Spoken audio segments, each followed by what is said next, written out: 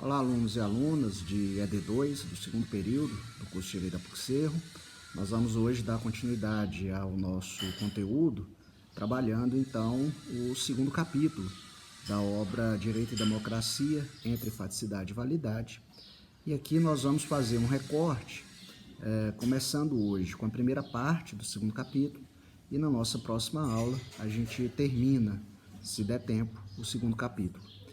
Pois bem, como nós vimos, na perspectiva habermasiana, o direito funciona como uma correia de transmissão, como uma verdadeira polia a ligar todos os demais sistemas da sociedade moderna. E isso se dá porque o direito, sendo linguagem, ele se encontra numa tensão constitutiva a ele mesmo entre faticidade, entre imposição e validade. Então, no segundo capítulo, na primeira parte, Habermas vai questionar, criticar teorias que apostam apenas na faticidade, apenas na imposição do direito. E dentro dessas teorias, a crítica vai se centrar na teoria sociológica dos sistemas de Niklas Luhmann. Na segunda parte do segundo capítulo, Habermas agora vai olhar para aquelas teorias que apostam apenas na validade, apenas na legitimidade do próprio direito. E aí o objeto de crítica, de análise, será a teoria da justiça de John Rawls. Bom, então nós vamos agora começar a ver como que Habermas elabora a crítica à teoria dos sistemas de Niklas Luhmann.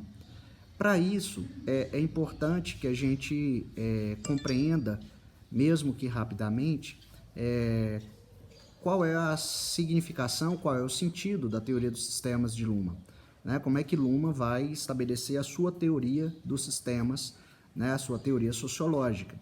O próprio autor, né, Luhmann, dirá que a sua teoria ela parte apenas de observações, ou seja, o teórico ele se coloca como um observador externo, como um não participante do próprio sistema que ele observa. E isso já é objeto de crítica de Habermas, pois Habermas vai mostrar que é praticamente impossível apenas observar o sistema jurídico sem dele participar. Pois bem, o que Luhmann vai mostrar é que as teorias clássicas da sociologia, representadas aqui por Marx, Weber e Durkheim, estavam todas elas assentadas em um erro teórico, em um erro de base.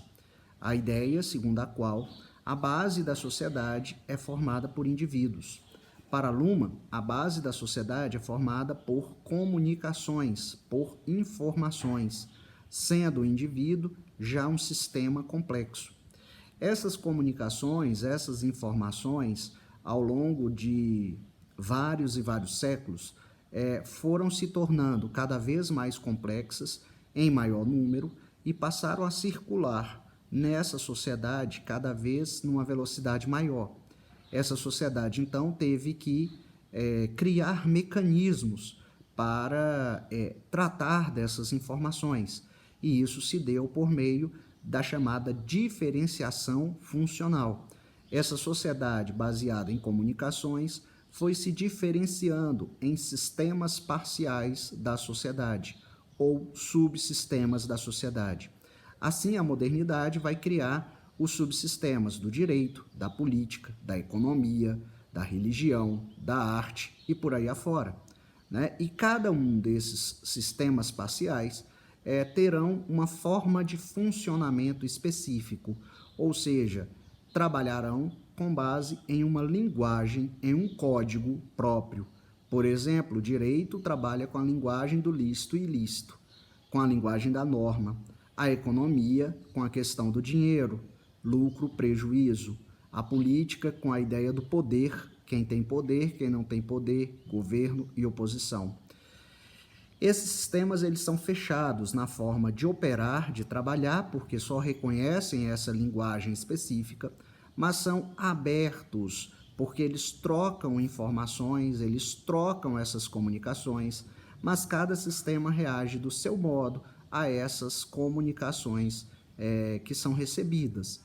né? Daí essa relação bastante complexa entre os diversos sistemas, né? O que Habermas vai criticar nessa perspectiva teórica é exatamente o fato de que, pela teoria dos sistemas de Luhmann, o direito não seria capaz de funcionar como essa correia de transmissão, ligando todos os sistemas da sociedade, de modo a produzir coesão social, já que ele teria uma função extremamente limitada, de apenas generalizar expectativas normativas de comportamento, né? Então, nessa perspectiva, Habermas também faz uma crítica contundente a Luhmann, mostrando que, se o direito não é capaz de fazer essa ligação, de produzir coesão social, como seria possível, né, a existência de sociedades profundamente complexas como as nossas, se cada sistema funciona a partir de uma lógica própria,